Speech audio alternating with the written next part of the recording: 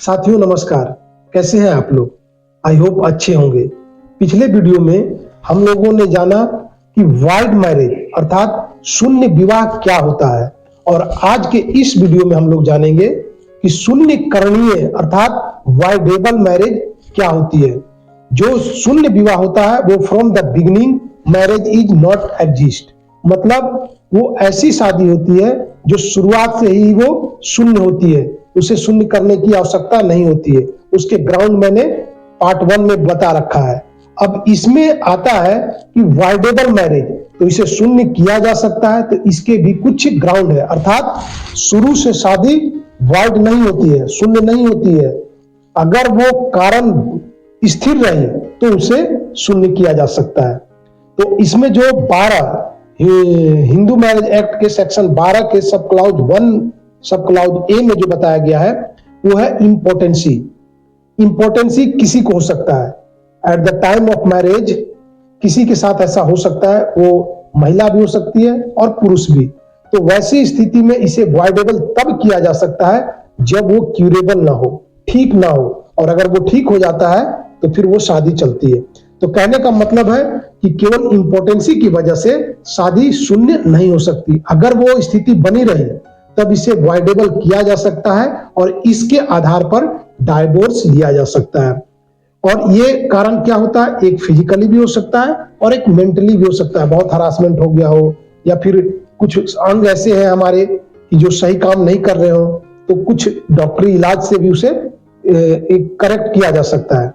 तो इसीलिए ये शून्य करणीय विवाह के अंतर्गत आता है इम्पोर्टेंसी।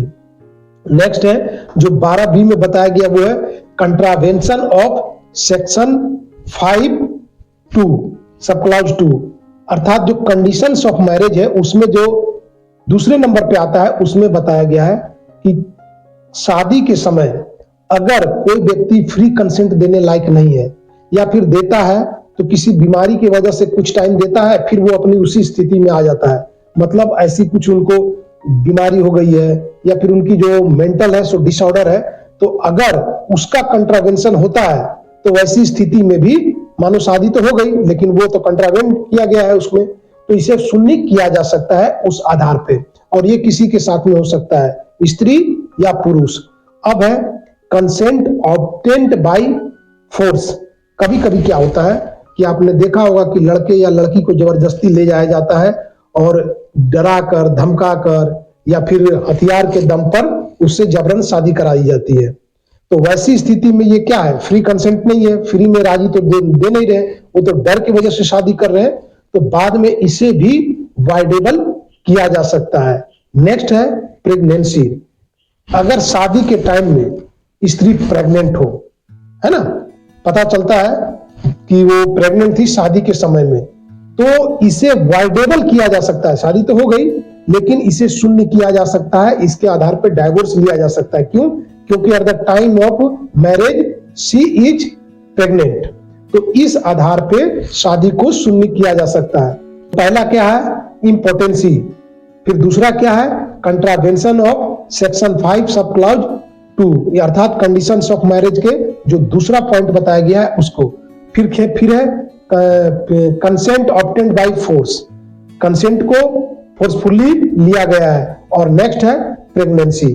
तो ये कुछ पॉइंट्स है जिसके आधार पर शादी को शून्य किया जा सकता है, और ये शून्य करणीय विवाह के ग्राउंड्स होते हैं। तो साथियों, आप लोगों से अपील है कि अगर आप लोगों को कुछ सीखने को मिल रहा है, कुछ जानने को मिल रहा है, तो चैनल को सब्सक्राइब करें, शेयर करें और अपने प्यारे प्यारे कमेंट जरूर करें। और आप क्या जानना चाहते हैं उसे भी कमेंट में जरूर बताएं, क्योंकि हमारे और आपके बीच में एक संबंध है और वो संबंध कम्युनिकेशन से ही पता चल पाएगा। तो लिखना भी एक कम्युनिकेशन है। जब आप कमेंट करते हैं तो मुझे वो चीज समझ में आती है कि आपने क्या फील किया, आप चाहते क्या है। तो इसलिए कमेंट जरूर करें। तो स्वस्थ रहिए, व्यस्त रहिए और ऐसे ही लीगल जानकारी को प्राप्त करते रहिए। जय हिंद।